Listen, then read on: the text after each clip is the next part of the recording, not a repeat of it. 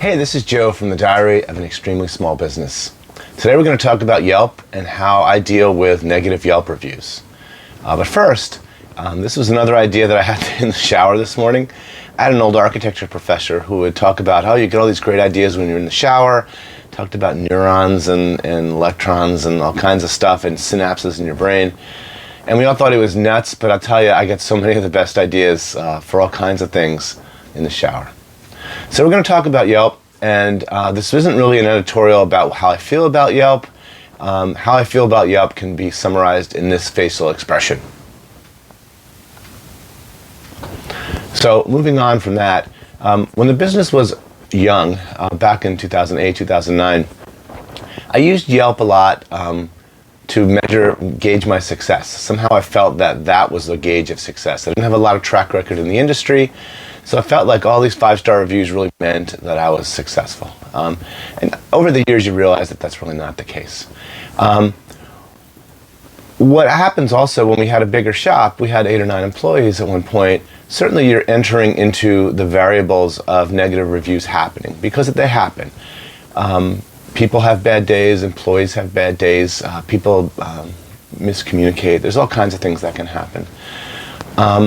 And what I always thought was that, I always wanted to really kind of take a look at those reviews and kind of try to understand. And what I would also do, and this is again earlier on, is I would read other bike shop Yelp reviews.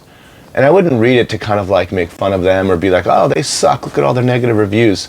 It was a great research tool for me at the time to kind of understand what pisses people off.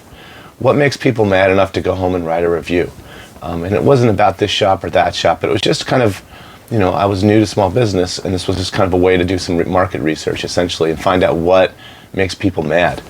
And it turns out miscommunication and dishonesty, just like in real life, make people mad in a retail environment. So, you can do your best to train your staff and put out that message, but things happen. Now that I'm a one-person operation, I've really got no one to blame but myself. So I really try to make every phone call from 7 in the morning to 7 at night, every interaction, I try to make it as perfect as possible for the person that's in the shop. And it's hard to do. But that person who walks in at 4:30 does not give a shit about all the things that you've done and had to do and had to deal with up to that point. That person opening the door or that person calling you on the phone is a blank slate, and they start from zero. And you have to really deal with it that way. And this is not new information. I think most small business owners know this. But that's a real hard thing about it. You have to really just wipe out what happened before and just deal with every new person that walks in the store as if it was a blank slate. And starting from zero, not starting from a scowl on your face, not starting from being pissed off about the last phone call or customer. So in terms of Yelp reviews, we do get negative reviews, and we've had them in the past. It used to be a dagger through my heart when I saw that negative review. But now, I just take it as a learning experience. It's just someone's opinion of what happened. A lot of times in the past, we've had some negative Yelp reviews that were absolutely true, and I would write a response that would say something like, "Yeah, that's exactly what happened, and I'm really sorry." Sometimes they've been fraudulent. Sometimes they've been total outright lies. We've connected with Yelp about some of those over the years. I won't talk about those kinds of things. But when I do get a negative review, I always like to respond. And you're not responding to that person. That person is kind of gone. That person has made up their mind and are moving on. You're kind of responding to all the people that are going to come across the Yelp review as they read Yelp reviews. People still use Yelp a lot. And we have to be honest, when we look at a business, everyone kind of looks for the bad reviews. You want to see the car wreck. You want to see the car crash. It's morbid curiosity. And you want to see how the owner responds. You want to see if they get into a fight with the customer. You want to see if someone just loses their shit. So when I write a response to a negative review, I'm not writing to, again, that person. I'm writing to future customers that come across this negative review. Because I think that, when a business is all sunshine and lollipops, yeah, it's easy to run a business. This is great. People love us. I get it. But when things aren't so great, and I think that's a real gauge, is how do you respond as a business owner when things aren't perfect? And how do you respond when things go south? And I think that people reading reviews can come across that and see, hey, these guys fucked up something at the bike shop, but the business owner got on and tried to make it right and tried to, do whatever. So the two things that I always do, I think it's two things, but one of the components that I always do when I write a response to a negative Yelp review, is I always validate the people's feelings. And what that means is that someone could write something and say, these guys are scam artists. I brought my bike in with 2 flat tires and I left and it had 3 flat tires. Something, whatever, things like that. So what I always write is something along the lines of, it sounds like you had a bad experience and I'm sorry about how you feel about your experience. I'm not necessarily validating what happened, because maybe it's true, maybe it's not true, but I'm validating how they feel about what happened. And I think that's important. And I think people just want to be validated in that way. And that's the big kind of takeaway of how I deal with the negative reviews. And you always try to invite them back. Hey, give us, we'd like to have another chance.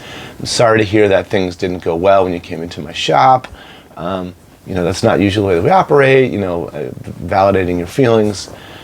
But it seems to kind of work. We've had people in the past when I've written, this is a long time ago, when I've written responses along those lines, I've had people actually take the review down because they felt validated. They felt like, all right, this guy listens to me. I had a problem in the shop. The owner got back to me and wrote a heartfelt response. And, it's not, kowtowing and the customer's always right and, oh my God, I don't want a negative Yelp review to be on my record. I really don't care. I really don't care, because I know in my heart what I do with my business, and my customers know how I treat them. And I think that when you have a lot of positive reviews because you're doing good work consistently, you are going to have maybe 1 out of 100. It's the rule of 1 out of 100. Someone's going to have a bad day. Employees have a bad day. And I think customers or people perusing Yelp, as they go through and see all the positive reviews, yeah, there is, a negative review here and there. And I think it's one of those things where it's, one of these things isn't like the rest. And people see the pattern. If there's a pattern of like horrible reviews constantly, well, that's a red flag. But if there's a bad review now and again, I think it kind of keeps you honest. When I was a kid, my grandfather, who I loved dearly, every Christmas, as part of, the great Christmases that we would have as kids, each of the grandkids would get a little Tupperware, and in that little Tupperware was a little piece of coal. And it was only, and he had your name on it, and you had to kind of open it and, make a grumpy face. But I always felt that he was giving us that lump of coal, amongst other great things, and a great relationship with him, just to kind of keep us grounded, to kind of like understand that not everything is going to be perfect all the time, and you really have to deal with adversity. So that's what this little video is about.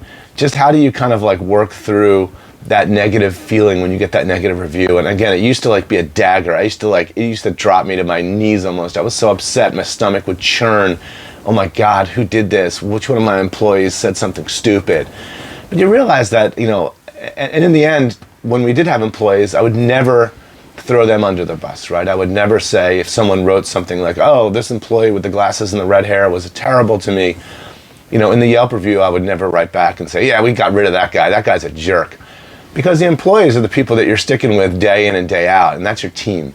So I would always write the reviews that kind of gathered up our wagons in a way as a group and as a company and as a shop, but didn't really throw anyone under the bus, because that's just not okay. So that's kind of it. Again, not an editorial about Yelp. Maybe that's another video coming down the line. But thanks for watching, and have a great rest of your day.